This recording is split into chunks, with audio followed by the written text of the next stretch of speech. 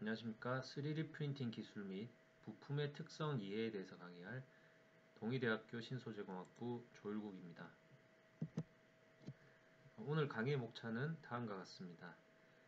4차 산업혁명 시대가 도래하면서 이 제조업을 혁신시킬 수 있는 기술로 3D 프린팅 기술이 굉장히 각광을 받고 있습니다. 현재까지 개발된 3D 프린팅 기술만 해도 굉장히 많고 다양한 소재를 출력할 수 있는 기술들이 계속해서 개발이 되고 있습니다. 그 많은 내용들 중에 특히 금속 소재를 출력하는 기술, 금속 소재를 출력했을 때 그 부품의 특성은 어떻게 되는지, 또 발생할 수 있는 결함, 요거를 해소를 어떻게 할 수 있는가, 이런 내용들을 주로 해서 말씀을 드리도록 하겠습니다. 먼저 세부 내용에 앞서서 기본적인 3D 프린팅에 대한 내용에 대해서 조금 살펴보도록 하겠습니다. 이 3D 프린팅이라는 것은 여러 가지 소재, 분말이 될 수도 있고 액체, 금속, 와이어, 플라스틱 이런 여러 가지 소재들을 한 층씩 쌓아 올려서 3차원의 형태로 만들 수 있는 그런 기술을 이야기를 하고 있습니다. 통상적으로 이제 적층 제조라는 용어를 사용을 합니다. Additive Manufacturing이라고 해서 기존의 그 제품 생산 방법이 어떤 벌크 형태에서 자르고 깎아서 만드는 절삭 가공이라면 이 3D 프린팅은 한 층 한 층 쌓아서 만들 수 있는 적층 제조의 그런 관점으로 생각을 하시면 되겠습니다. 그래서 2013년 오바마가 국정연설에서 굉장히 강조를 한 바가 있고 2014년 맥킨지가 혁신성을 지닌 12대 기술 중의 하나로 선정한 바가 있습니다. 이렇게 많은 관심을 받아오고 있지만 실제로는 1980년대 처음 나왔던 기술로 2010년 이후로 해가지고 점점점 빠른 속도로 지금 개발이 되고 있습니다. 그래서 3D 프린팅은 2차원의 우리가 흔히 아는 종이를 프린팅하는 그런 프린터처럼 소재를 출력을 해가지고 입체물을 만들어 올리는 3차원 프린터가 되겠습니다. 원리는 미분과 적분이라고 하는데요. 우리가 그 3차원으로 모델링된 어떤 물체를 한 층 한 층 미분하듯이 이렇게 분리를 하게 됩니다.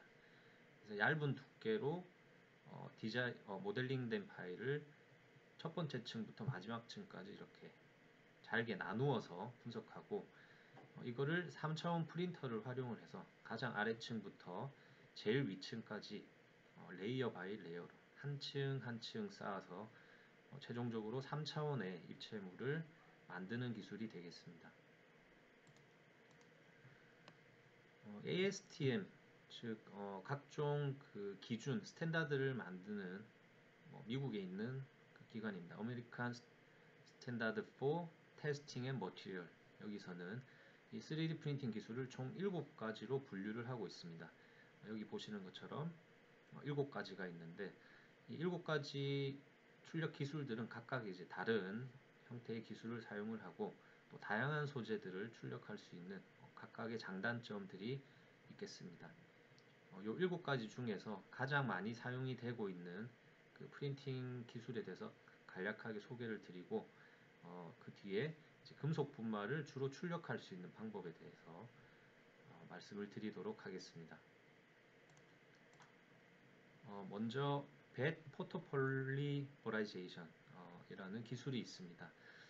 이 기술은 광경화성 수지, 말 그대로 빛을 가하게 되면 경화, 딱딱해지는 수지, 플라스틱이 담긴 수조 안에다가 원하는 부분만 빛 혹은 UV 레이저를 투사를 하게 되면 그 부분이 딱딱해지게 됩니다. 그래서 한 층 한 층 이 빛을 조사를 하면서 내가 딱딱하게 만들고 싶은 부분만 빛을 조사를 해서 적층하는 프린팅 기술이 되겠습니다. 여기 제목에서 볼 수 있는 벳은 통을 이야기합니다. 통 안에다가 광경화성 수지인데 거의 액체 상태로 되어 있는 플라스틱입니다. 그래서 그 플라스틱 소재가 이렇게 담겨 있고 여기 표면부에다가 이 빛을 쏘게 됩니다. 그래서 한 층을 빛을 쏘면 그 딱딱해진 부위가 한 칸 내려가게 되고 그 위에 층에 다시 빛을 조사를 해서 경화를 시키고 다시 내리고 그 다음 층을 경화시키고 이런 식으로 해서 전체적인 3차원 입체 형상을 출력하는 기술이 되겠습니다. 또 많이 사용이 되는 3D 프린팅 기술에는 Materials Extrusion 방식이 있습니다. 소재 압출 방식인데요. 주로 이제 필라멘트 형태로 되어 있는 그 플라스틱 소재, 이때는 이제 열 가소성 재료입니다. 열을 가하면 변형시킬 수 있는 재료, 우리가 흔히 아는 플라스틱 소재인데요. 그래서 이런 필라멘트 형태의 다양한 플라스틱 소재를 가는 노즐 안으로 통과를 시키는데 그때 노즐을 온도를 높이게 됩니다. 그러면 딱딱했던 이 필라멘트가 흐물흐물하게 되면서 원하는 형태, 원하는 부위에다가 한 층 한 층 또 쌓아 올릴 수가 있습니다. 그래서 쉽게 말하는 압출이라고 하면 이제 치약을 짜는 것을 생각하시면 되는데요. 소재를 가는 노즐 앞쪽으로 이제 압력을 주면서 출력시켜서 만드는 이런 기술을 머티리얼 익스트루전 방식이라고 합니다. 그래서 방금 말씀드린 벳 포토폴리머라이제이션하고 머티리얼즈 익스트루전 방식이 플라스틱 소재를 출력하는 가장 대표적인 방식이 되겠습니다. 금속 분말을 출력하는 방식은 크게 이제 두 가지가 있을 수 있는데요. 가장 먼저 이제 분말 소결 방식이 있습니다. 영어로 하면 파우더 베드 퓨전이라고 해서 PBF 방식이라고 하는데요. 많은 양의 작은 금속 분말을 이제 레이저를 조사를 해서 용융시키고 붙이는 이런 것들을 반복을 해서 만드는 방식이 분말 소결 방식이 되겠습니다. 아래 보시는 이 왼쪽 그림이 모식도가 되겠는데요. 여기 보시는 챔버 안에 이제 금속 분말을 이렇게 도포를 해두고 가장 윗부분에 이제 레이저가 한 층을 조사를 하게 됩니다. 그러면 레이저가 조사된 부분은 국부적으로 녹고 옆쪽의 분말들하고 붙어서 구조체가 점점 되어갑니다. 한 층을 먼저 조사를 하고 이 챔버가 아래쪽으로 한 층만큼 다시 내려가게 되고 그 위에 다시 분말을 한 층 도포를 한 다음에 레이저를 조사하고 다음에 한 층 내리고 또 분말을 도포하고 레이저를 조사하고 이 방식을 계속 반복을 해서 3차원 입체 형상을 만드는 방식이 PBF 방식입니다. 금속 분말을 출력할 수 있는 가장 대표적인 방식이라고 이해를 하시면 되겠습니다. 네, PBF 방식 영상을 한번 보시도록 하겠습니다. 상대적으로 장비가 좀 큽니다. 이 높은 에너지 소스를 사용을 해야 되기도 하고 분말을 사용하는 이제 출력되는 챔버, 그 다음에 분말 공급 챔버 이런 것들이 같이 있고 또 금속 분말이 폭발하거나 불이 붙지 않도록 가스를 계속 불어주는 그런 장치도 같이 설치가 되어야 되기 때문에 크기가 상대적으로 좀 큰 사이즈입니다. 모델링된 그 파일들을 여기다가 이제 연결을 하고 그 베드에 몇 개를 어떻게 출력할 것인지 배치를 하게 됩니다. 잘 보이실지 모르겠지만 이쪽 바닥 부위에 이제 불꽃이 튀는 게 보이실 텐데요. 이쪽이 현재 위쪽에서 레이저가 내려와서 국부적으로 용융시키고 있는 그런 과정이 되겠습니다.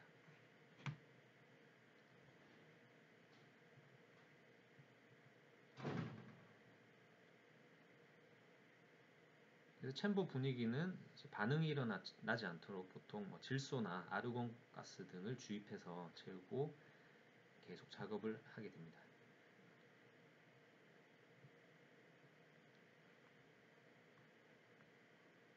한 층을 조사를 하고 아래 부분을 내리고 다시 윗부분을 조사하고 그래서 다른 방법에 비해서 이 분말을 출력하는 방식이 좀 시간이 많이 걸리는 단점이 있습니다.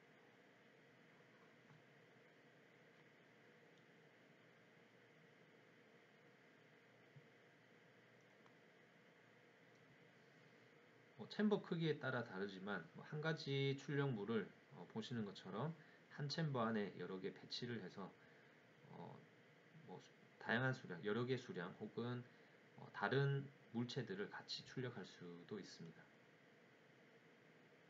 출력이 다 되면 출력물을 저렇게 빼내게 되고요. 위에 남은 분말은 다시 재사용을 할 수도 있습니다.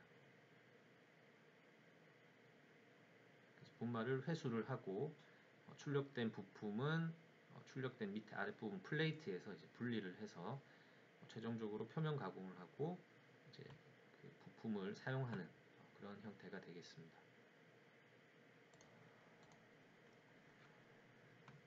그 다음 금속 분말을 출력하는 가장 대표적인 방법 중에 하나가 이제 직접 분사 방식이 있습니다.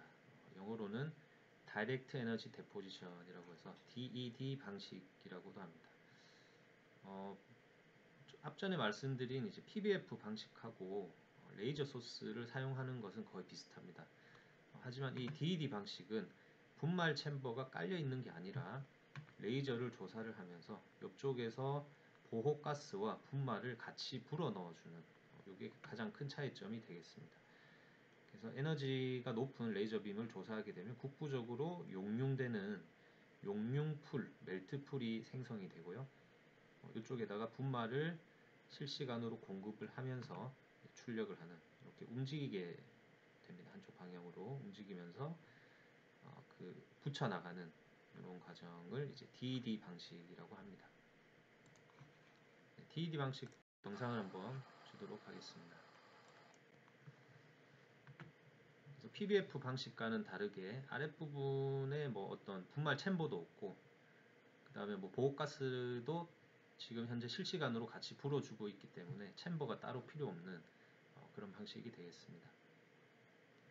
그래서 PBF 방식보다는 조금 더 빠른 속도로 출력을 할 수가 있고 기존에 만들어진 어떤 부품 위에다가 덧대어서 다른 소재를 또 출력한다든지 뭐 이런 장점이 있을 수가 있습니다. 그래서 레이저가 뿜어져 나오면서 지금 분말이 동시에 공급이 되고 있는 이런 방식을 DED 방식이라고 합니다. 그래서 이 DED 방식은 PBF 방식과 출력 방식이 굉장히 다르기 때문에 좀 다양한 방면으로 적용이 가능합니다. 먼저 이제 표면 강화가 있습니다. 우리가 뭐 금형이나 이런 것들을 사용을 할 때 직접 소재하고 부딪히는 부분은 마찰도 생기고 응력을 많이 받게 됩니다. 그래서 그런 부분들이 크랙이 생기고 깨어져 나갈 수 있기 때문에 그 부분만 조금 더 경도가 높은 소재로 이제 출력을 해서 부분적으로 표면부만 강화하는 부품의 수명을 연장할 수 있는 그런 적용 분야가 있고요. 그리고 보수도 할 수 있습니다. 이게 어떤 부분이 깨어져 나갔다 혹은 뜯겨져 나갔다 그러면 그 부분을 깨끗하게 갈아내고 그 위에다가 다시 DED 방식으로 출력을 해서 그 부품을 완전히 교체하는 게 아닌 보수해서 사용을 할 수도 있고요. 그 다음에 또 구형 제품의 형상도 변경을 한다든지 또 기존의 부품을 새롭게 재생을 해서 재사용 가능한 이런 다양한 적용 분야들이 있습니다.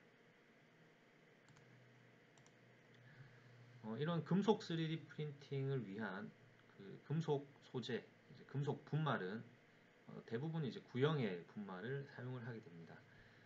이런 구형의 분말을 제조를 하는 원자화법이라는 것이 있는데 그 부분에 대해서 간단히 말씀을 드리겠습니다.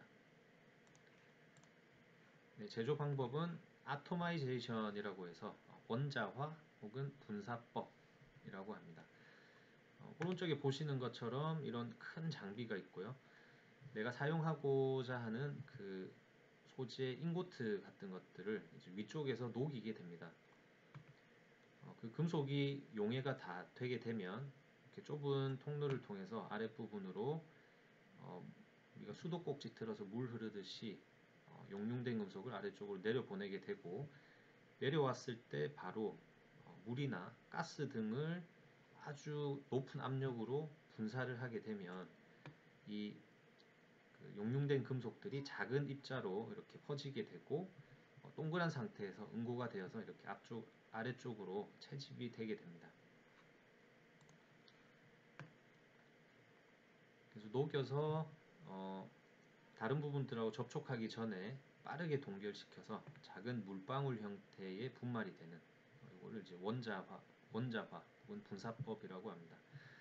이 동결을 시키는 것을 물을 사용할 때는 워터 아토마이제이션, 가스를 사용하게 되면 가스 아토마이제이션 이런 식으로 이름을 붙이게 되고요. 일반적으로 가스를 사용할 때 공기나 질소, 아르곤 이런 것들을 사용하고 수분사법, 물을 사용을 할 때에는 주로 액체를 사용을 할 때에는 주로 물을 가장 많이 사용을 합니다. 물론 구형의 분말을 만들기 위해서는 비용이 굉장히 많이 드는데 이런 구형의 분말을 만들어서 사용하는 이유는 3D 프린팅에 사용되는 분말이 미세하고 또 구형이고 입자 크기의 그 편차가 적을수록 이제 출력물의 퀄리티가 훨씬 더 좋아지게 되고요.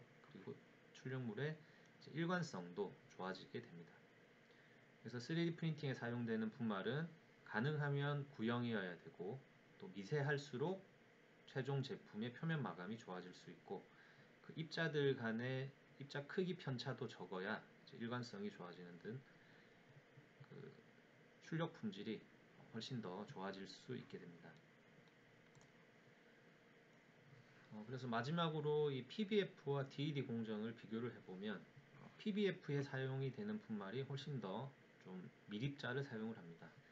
20에서 40 마이크로미터 정도의 구형 분말, DED의 경우는 80에서 120 마이크로미터 정도의 분말을 사용을 하게 됩니다. PBF 방식은 아까 전에 설명드린 것처럼 이제 분말이 도포가 되어 있습니다. 그 도포된 분말 자체가 이 출력되는 부품을 지지를 해줄 수 있는 역할을 하기 때문에 내부가 복잡하거나 또 비어있는 이런 3차원 형상, 복잡한 형상을 제조하는데 PBF 방식이 훨씬 더 유리한 장점이 있지만 DED 방식처럼 다른 소재 위에 적층을 한다든지 수리를 한다든지 덧대어서 출력을 한다든지 이런 부분들에 대해서는 어려움이 있습니다.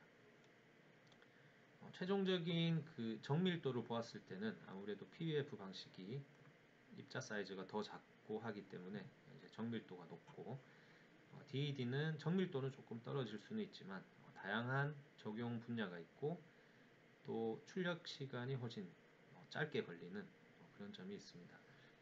그래서 PBF와 DED가 어떤 것이 더 좋은 공정이다 이렇게는 이야기를 하지는 않고요.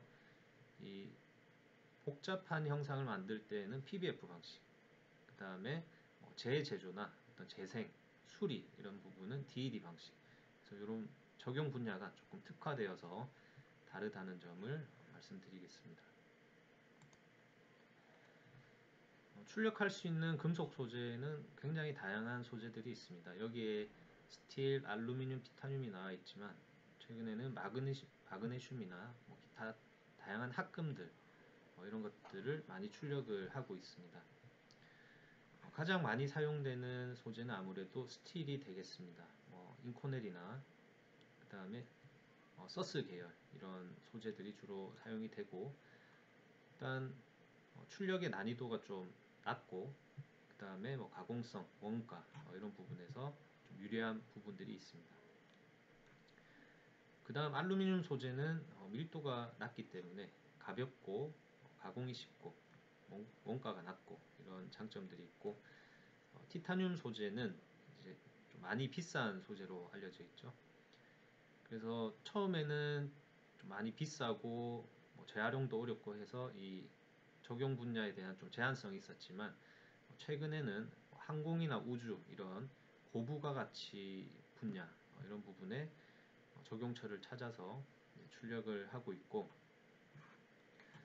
복잡한 부품을 티타늄으로 출력을 했을 때 기존의 절삭 가공으로 만든 거에 비해서 훨씬 더 메리트가 있는 부분들을 많이 찾고 있어서 최근에 티타늄 소재를 출력해서 적용하는 그런 노력들이 많이 이루어지고 있습니다.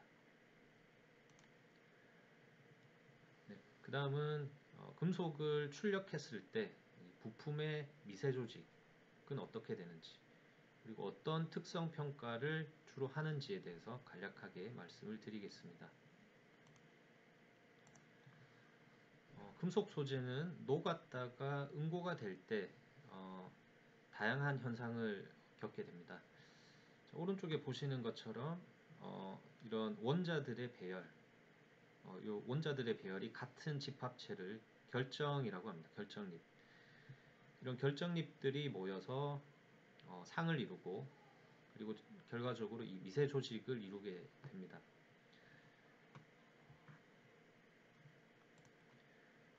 금속은 이런 결정립들이 굉장히 많이 모여가지고 이루어지는 다결정체를 주로 이루고 있습니다. 그래서 출력된 부품을 이렇게 연말을 해서 현미경으로 보게 되면 여기 오른쪽에 보시는 것처럼 여러 결정립들의 결정립들이 모여 있는 이런 미세 조직을 관찰을 할 수가 있습니다.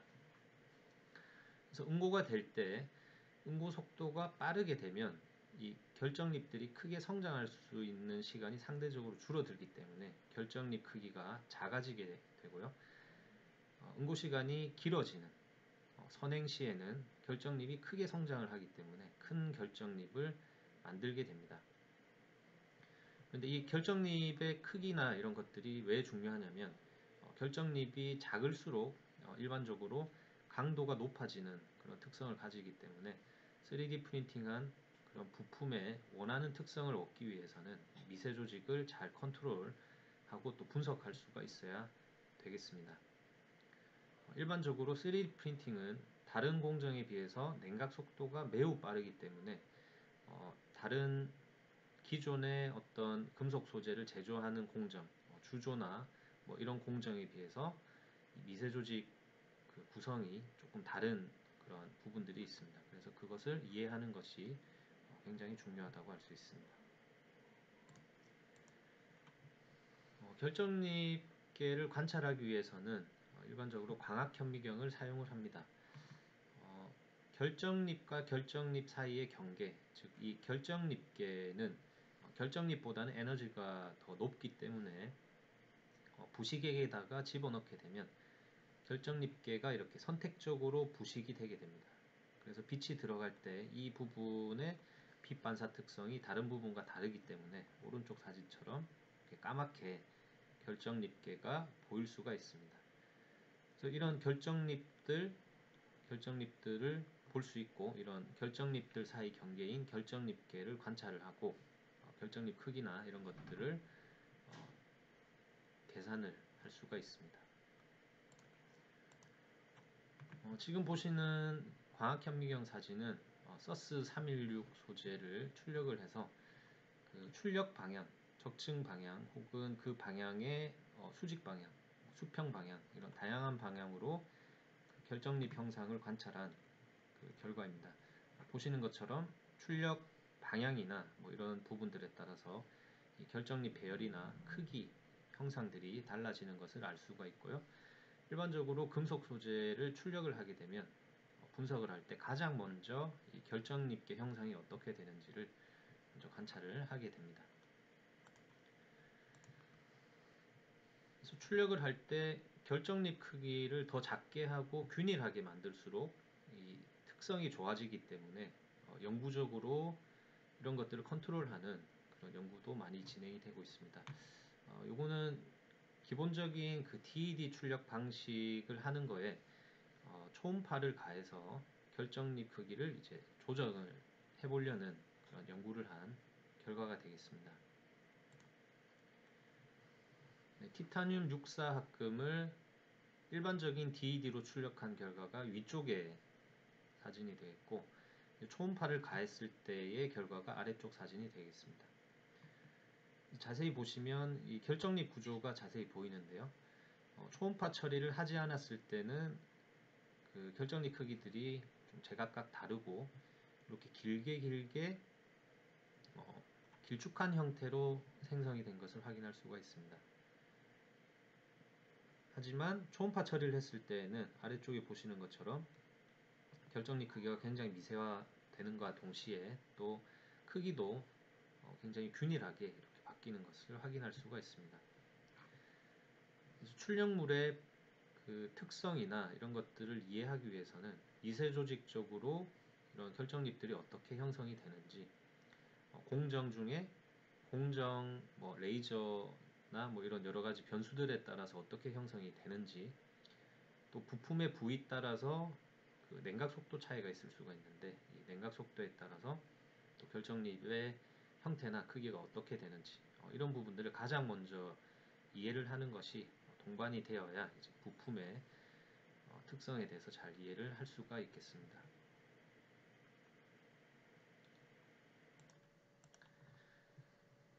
네, 금속 3D 프린팅 출력물의 미세 조직 분석이 끝나게 되면 다양한 기기적 특성 분석도 진행을 하게 됩니다. 소재나 부품을 어디에 적용할지를 고려를 해서 이 분석 방법들을 결정을 하게 되는데, 기계적 특성 분석 방법은 주로 이제 강도와 경도를 분석하는 것을 가장 많이 하고 있습니다. 강도는 재료에 하중을 주었을 때 재료가 파괴되기까지 변형에 대한 저항값을 이제 구하는 것을 이야기를 합니다. 종류로는 인장 강도, 압축 강도, 전단, 비틀림 이런 것들이 있는데 주로 인장 강도를 많이 구하게 되고요. 경도는 물질의 단단한 정도, 즉 그 물체를 다른 물체로 눌렀을 때 변형에 대한 저항, 이거를 경도라고 합니다. 그래서 금속 소재의 경우에 피커스나 로쿠엘 경도 시험을 가장 많이 진행을 하게 됩니다. 인장 시험은 일반적으로 그 시편 단면적이 이렇게 원형인 경우, 주로 봉상이라고 이야기를 하고요. 그다음 사각형인 경우 판상이라고 하는, 그래서 봉상이나 판상 시편을 가공을 해서 그 축 방향으로 이렇게 당기면서 하는 시험, 이것을 인장 시험이라고 합니다. 그래서 파괴가 일어날 때까지의 그 하중과 변형률을 계속 측정하면서 하는 시험이 인장 시험이 되겠습니다. 특히 3D 프린팅의 경우에 적층되는 방향, 위로 올라가는 방향, 혹은 적층 방향의 수직인 방향, 이런 부분들의 그 적층 방향에 따라서 미세 조직이 달라지게 되고 또 이런 인장 특성이 또 달라지게 됩니다. 그래서 출력을 하게 되면 다양한 그 방향으로 이런 인장 시험을 해서 그 방향에 따른 특성 차이가 있는지, 즉 이방성이 있는지, 이런 것들을 주로 시험을 하게 되는 거죠. 네, 일반적인 인장 시험을 하고 얻을 수 있는 그래프는 다음과 같습니다. 그래프에서는 크게 탄성 변형 구간 그리고 소성 변형 구간 이렇게 나눌 수가 있습니다. 탄성 변형 구간은 응력을 주다가 응력을 제거했을 때 원래 상태로 돌아오는, 즉 겉으로 봤을 때에는 아무런 변형이 일어나지 않은 그런 상태를 이야기하고요. 소성 변형 구간은 여기 보시는 것처럼 시편 자체가 이제 늘어나가지고 다시 돌아올 수 없는 그런 상태를 이야기를 합니다.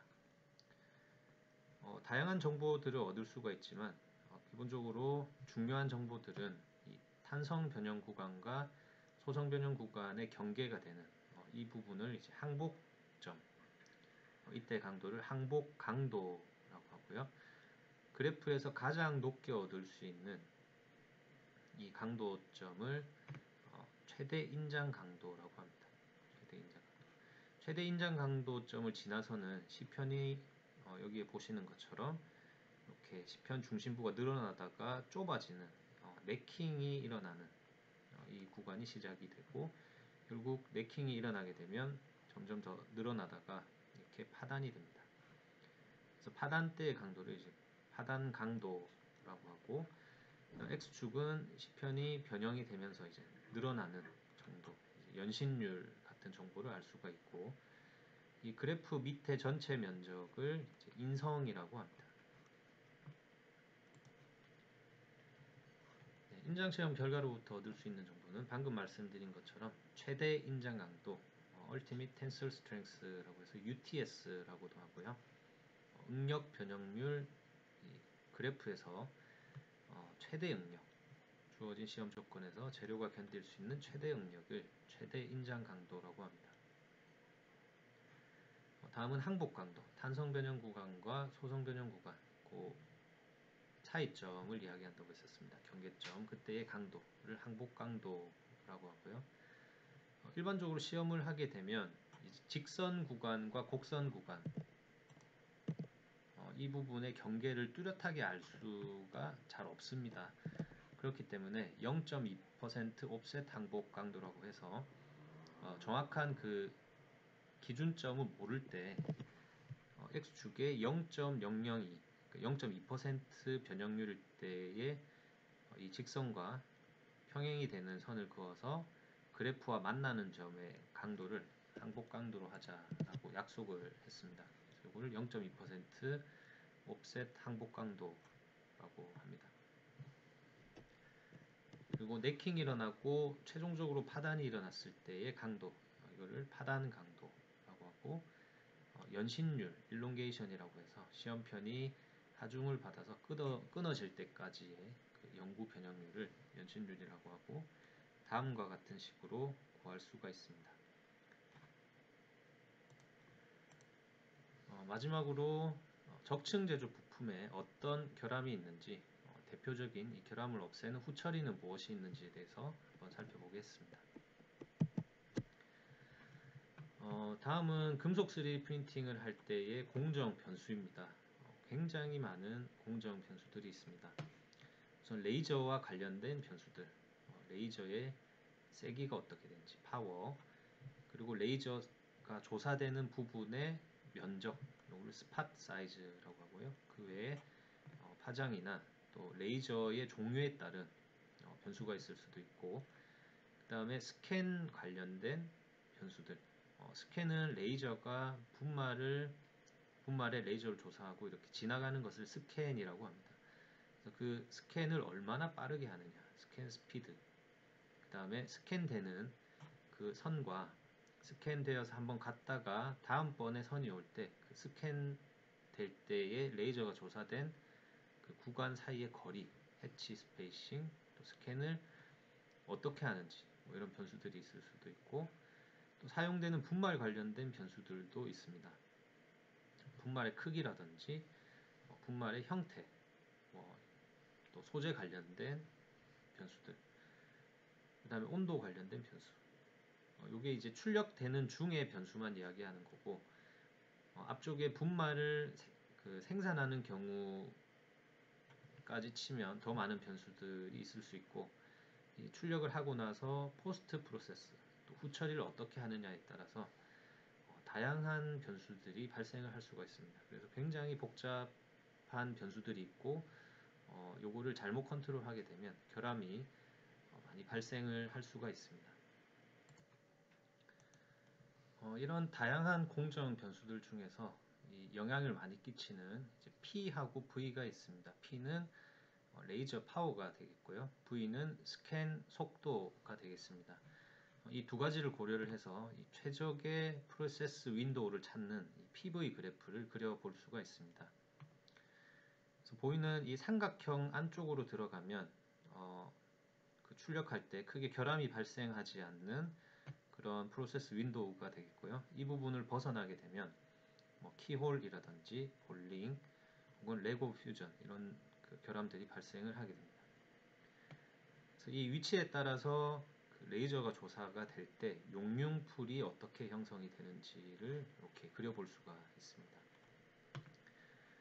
자, 왼쪽 위쪽을 보시면 이쪽 부분은 레이저 파워는 세고 스캔되는 속도는 천천히 가는 그런 경우가 되겠습니다. 그래서 레이저 파워가 세기 때문에 조금 더 깊이 있는 방향으로 이 분말들이 녹고 또 천천히 가기 때문에 보시는 것처럼 용융풀이 이렇게 깊게 형성이 됩니다. 이렇게 깊게 형성된 용융풀이 열쇠 구멍 같다고 해서 이 부분을 이제 키홀이라고 합니다. 그래서 키홀이 생기게 되면 이게 용융풀이 깊고 더 플럭추에이션 같은 것들이 많이 생기기 때문에 이런 포 같은 혹은 그 불똥이 튀는 것 같은 이런 스패터, 뭐 이런 여러 가지 결함들이 발생을 할 수가 있고요. 반대쪽으로 내려갔을 때 이쪽 부위를 보시면 레이저 파워는 이쪽 부위에 비해서 굉장히 낮지만 속도는 빠른 경우가 되겠습니다. 그래서 레이저 파워가 낮게 되면 이 분말들이 녹아서 붙어야 되는 충분한 에너지를 공급을 못하게 되고요. 그 상황에서 더 빨리 스캔을 해버리면 이 용융된 금속들이 아랫부분, 이 깊이 방향으로는 충분히 녹지도 못하고 서로 그 결합도 하지 못하는 이런 결함들이 발생을 하게 됩니다. 그래서 lack of fusion 이런 결함이 발생하게 되고, 둘 다 셀 때에는 이런 볼링 같은 결함이 발생할 수 있습니다. 그래서 분말 종류나 출력되는 변수에 따라서 이런 최적화된 이 공정 윈도우를 잘 고려를 해서 출력을 해야 이런 다양한 결함들을 피할 수가 있겠습니다.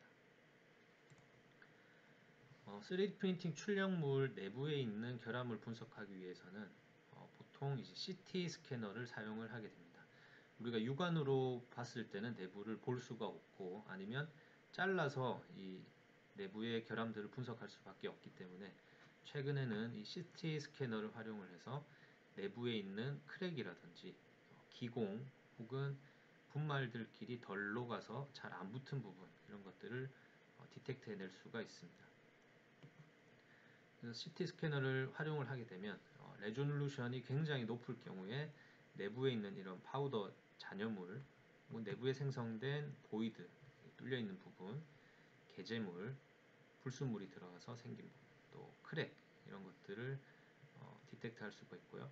또 내부에 얇은 부분이 제대로 출력이 됐는지, 휘어지진 않았는지, 설계보다 두껍거나 혹은 얇게 출력이 되지 않았는지 이런 것들을 CT 스캐너로 판단을 하고, 만약에 결함이 생긴다면 다시 디자인을 새롭게 한다든지, 아니면 공정 변수를 다시 컨트롤해서 원하는 형상을 얻기 위해 이 CT 스캔도 반드시 병행되어야 하는 결함 분석 스킬이 되겠습니다.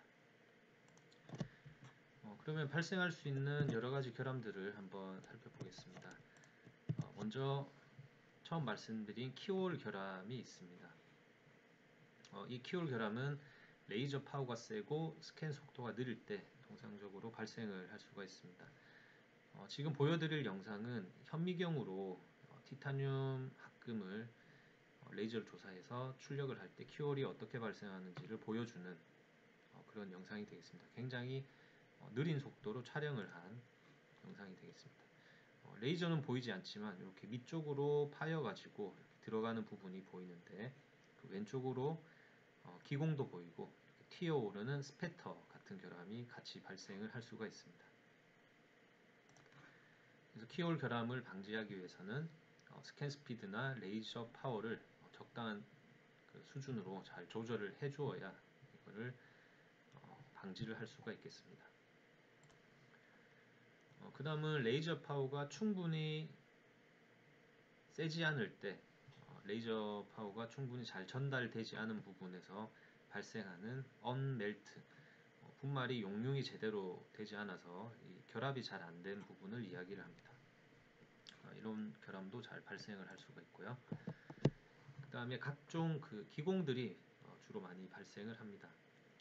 그래서 기공은 다양한 소스에 의해서 이게 생성이 될 수도 있는데요. 가장 먼저 이제 출력 중에 용융이 제대로 안 됐을 때, 앞쪽에서 보신 언멜트 부분이 결과적으로 최종 부품 안에서는 이 기공으로 생기게 됩니다. 그래서 불완전 용융, 혹은 분말을 제조를 할 단계에서 분말에 이미 존재하던 기공이 있으면 이 부분이 최종 제품의 기공으로 남을 수도 있고요. 그리고 공정을 할 때 가스를 불어 넣어주게 됩니다. 근데 부품 내에 가스가 들어갔다가 이제 빠져나오지 못해서 발생하는 기공. 이런 각종 기공들이 있을 경우에 외부의 응력이 주어지거나 할 때 우리가 원치 않는 그런 특성을 얻을 수가 있기 때문에 다양한 후처리를 통해서 기공을 최소화시켜 주어야 최종 부품이 원하는 특성을 구현할 수가 있겠습니다. 그리고 이제 아까 전에 프로세스 윈도우에서 레이저 파워도 세고 스캔 속도도 빠를 때 볼링이라는 결함이 발생한다고 했었습니다.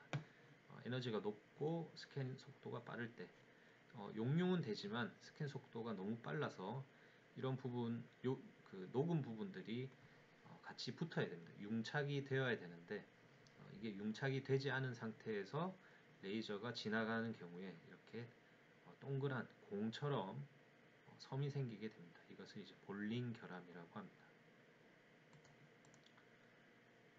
그리고 또 발생 가능한 결함 중에서 이제 스퍼터링 혹은 스패터라고 하는 결함이 있을 수가 있습니다. 키홀 모드가 되었을 때 이게 용융이 너무 깊게 되고 또 난류 같은 게 발생할 때 녹았던 부분이 이렇게 다른 쪽으로 튀어가는 분산되어서 튀어가는 우리가 그 출력할 때 옆쪽으로 불꽃이 튀는 것처럼 이런 소재가 옆쪽으로 튀어서 생성되는 결함인데 보통 그렇게 옆쪽으로 튀는 부분은 산화가 될 가능성이 큽니다. 산화가 되면 실제 우리가 출력하는 금속 분말보다 이제 경도가 높고 딱딱해져서 그 부분에서 먼저 그 크랙 같은 것들이 발생을 할 수가 있습니다. 그래서 공정 중에 이런 스패터가 발생을 하면 튀어온 부분이 같이 부품 속으로 또 들어가는 경우가 있기 때문에 최종 부품 내부에는 결함으로 작용하는 그런 결함이 되겠습니다. 그래서 지금 말씀드린 다양한 결함들이 아주 많은 이유로 인해서 발생을 할 수가 있습니다. 출력을 하고 나서 미세 조직을 보고 특성 평가를 해서 원하는 특성이 안 나온다라고 했을 때 실제 결함 분석을 해보면 이런 다양한 결함들이 그 부품의 존재를 할 수가 있게 되고 그렇게 되면 기존 디자인 자체를 변경을 한다든지 아니면 출력 부품의 그 특성을 향상시킬 수 있는 후처리를 진행을 해줘야 됩니다. 그런 대표적인 후처리가 이제 이 힙하고 열처리가 있습니다. 힙도 뭐 열처리의 일종이지만 먼저 힙은 Hot Isostatic Pressing이라고 해서 이런 챔버 안에다가 부품을 출력된 부품을 넣고 아주 그 가스를 채워서 고압을 주고 또 온도를 높여서 고온의 상태로 만들어 주게 됩니다. 그럼 기존의 그 출력물 내부에 생겼던 이런 그 기공들이 이제 고온 고압의 환경 하에서 기공이 닫히게 됩니다. 그래서 오픈되어 있던 기공이 클로즈드 포어로 바뀌는 그런 후처리 과정을 이제 힙 처리라고 합니다. 우리말로는 열간 등압 성형법이라고 하는데 이 힙 처리를 하게 되면 부품 내부에 존재하는 많은 기공들이 이제 클로즈드 포어로 바뀌게 되면서 밀도도 더 증가하게 되고 기계적 특성도 회복을 할 수 있는 그런 후처리 과정이 되겠습니다. 그 다음은 그 열처리가 있습니다. 금속 소재는 열처리를 하게 되면 다양한 열처리 과정들이 있지만 내가 원하는 특성들을 어느 정도 구현을 할 수가 있습니다. 그래서 출력되는 방법에 따라서 그 미세 조직이 좀 다른데 이런 미세 조직을 뭐 균질화 한다든지 아니면 결정립의 크기를 더 줄여준다든지 그런 다양한 열 처리들을 맞춤형으로 적용을 해서 원하는 특성을 얻을 수 있는 그런 후처리 방법이 되겠습니다. 주로 뭐 담금질, 뜨임, 불림, 풀림 이런 여러 가지 열 처리들이 있는데 시간 관계상 세부적인 내용은 말씀을 드리기 좀 그렇고요. 이런 여러 가지 열 처리들을 단일로 적용을 한다든지 아니면 조합을 해서 적용을 한다든지 또 출력된 부품을 아까 전에 말씀드린 힙 처리하고 열 처리를 같이 한다든지 이런 방법을 통해서 최종적으로 그 결함들을 제거를 하고 부품이 필요로 하는 그런 기계적 특성을 얻을 수가 있습니다. 제가 준비한 내용은 여기까지입니다. 3D 프린팅 기술이 무엇인지, 출력된 부품의 특성을 어떻게 파악할 수 있는지, 발생할 수 있는 결함과 그 결함을 어떻게 없애는가, 이런 전반적인 내용을 좀 짧은 시간에 말씀드린다고 두서가 좀 없었던 거는 같습니다. 여러분들께서 이런 3D 프린팅 공정에 대해서 조금 더 이해할 수 있는 그런 내용이 되었으면 좋겠습니다. 경청해 주셔서 감사합니다.